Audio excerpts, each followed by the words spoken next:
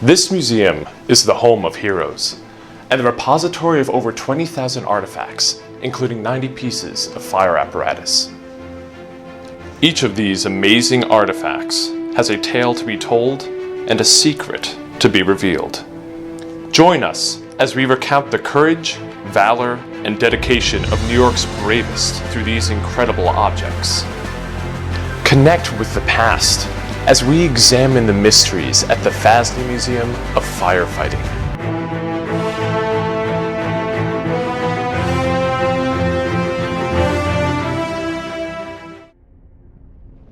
How did this John Rodgers engine, nicknamed Big Sun, almost ignite a new war between the North and the South? 1859, Alexandria, Virginia. The Sun Fire Company purchases this used John Rodgers engine for $2,750 and renames it the Sun, or Big Sun. This engine made it through the Civil War a little worse for wear, and in a report presented in 1865 by the chief engineer of Alexandria, it was noted that Big Sun had been damaged almost beyond repair. This damage occurred after it was confiscated for use by the Union Army by Captain Taylor. Taylor was quartermaster, presumably of Fort Ellsworth. Fort Ellsworth is named in honor of Colonel Elmer E. Ellsworth, the first Union officer to die in the Civil War. He was also commander of Ellsworth Zouaves, Union troops made up mainly of New York City firefighters. The Sun engine is a truly amazing apparatus to behold. Paintings adorn the tallest part of this engine on 4 sides. Oil paintings of Washington crossing the Delaware and Pocahontas saving the life of Captain John Smith survive to this day.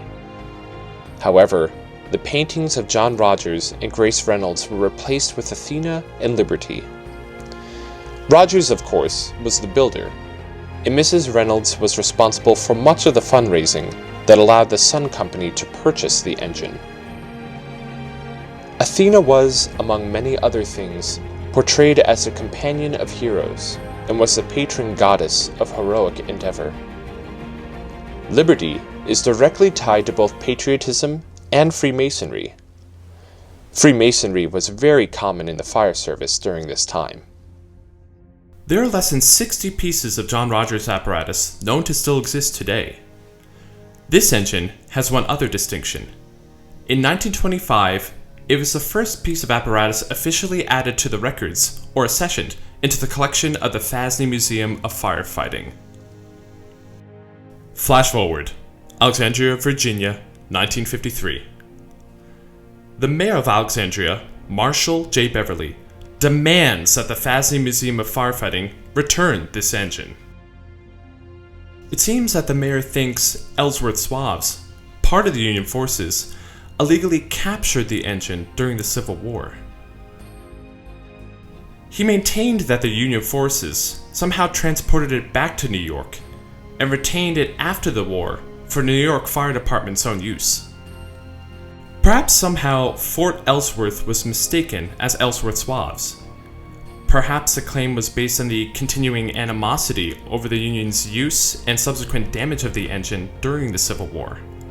We'll never know for sure, but the mayor was out for blood, and he insisted the apparatus be returned.